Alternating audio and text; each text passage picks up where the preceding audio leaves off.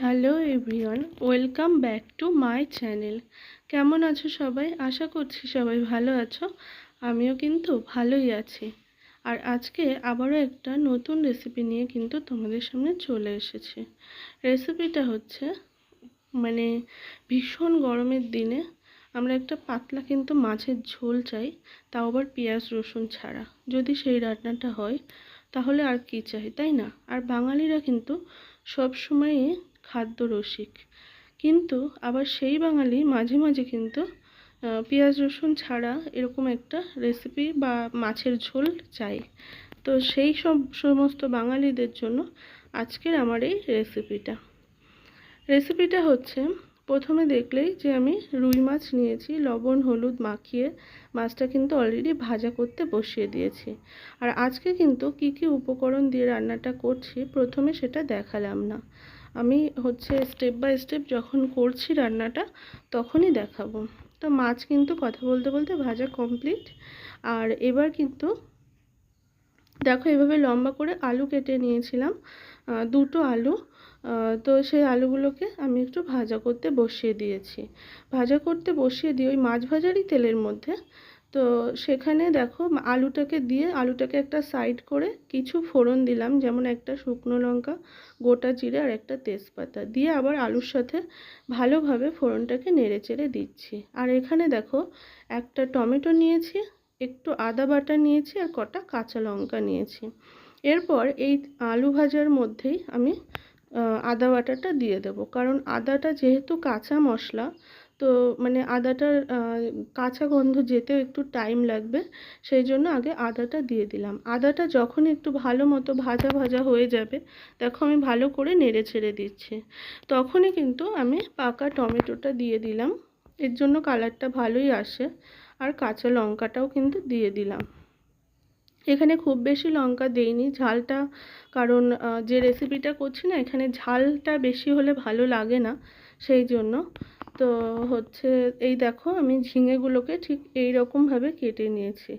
এগুলোকে যদি মাঝখান থেকে আমি কাটতাম, মানে ভাগ করে নিতাম, তাহলে কিন্তু ঝিঙেটা পুরো গলে যাওয়ার সম্ভাবনা থাকতো।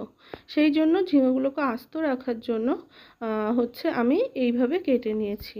এরপর দেখো আমি ঝিঙেটাকে হচ্ছে একটু নেড়ে চেড়ে নিয়েই ওই মানে আলু আর আদা বাটার মধ্যে দেখলেই ওর মধ্যে কড়াইয়ের মধ্যে নেড়ে চেড়ে নিয়েই ওর মধ্যে একটু ধনিয়া গুঁড়ো, জিরে গুঁড়ো আর লবণ স্বাদ মতো আর একটু সামান্য হলুদ দিয়ে একটু নেড়ে চেড়ে দিচ্ছি। আর এখানে কিন্তু সামান্য একটু জলও দেব, কেননা গুঁড়ো মশলা যেহেতু দিয়েছি তো ধরে যাওয়ার একটা ব্যাপার থাকে, সেই জন্য একটু সামান্য জল দিয়ে আমি ঝিঙের সাথে কিন্তু একটু কষিয়ে নিচ্ছি সমস্ত মশলাটাকে।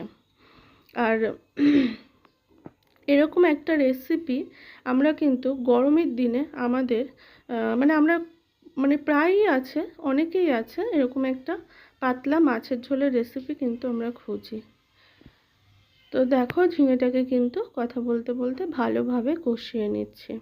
আর এই রকমভাবে একবার মাছের ঝোল করে খেয়ে দেখলে, তারা যারা পেঁয়াজ রসুন খান না বা খেতে চাইছে না অনেক সময়, তাদের কিন্তু এই রেসিপিটা ভীষণই ভালো লাগবে। তো কষিয়ে দেখো আমি কিন্তু জল ঢেলে দিয়েছি।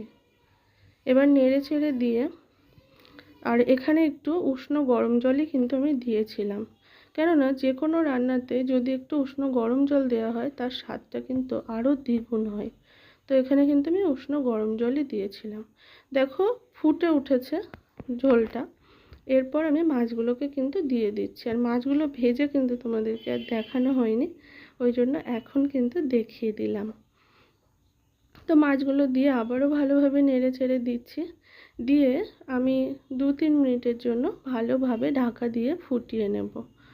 তো দেখো আমার মাছের ঝোল কিন্তু একদম রেডি, দেখেই বুঝতে পারছো একদমই হালকা আর কতটা টেস্ট, একটু খুব দেখেই বুঝতে পারছো যে কতটা ভালো হতে পারে।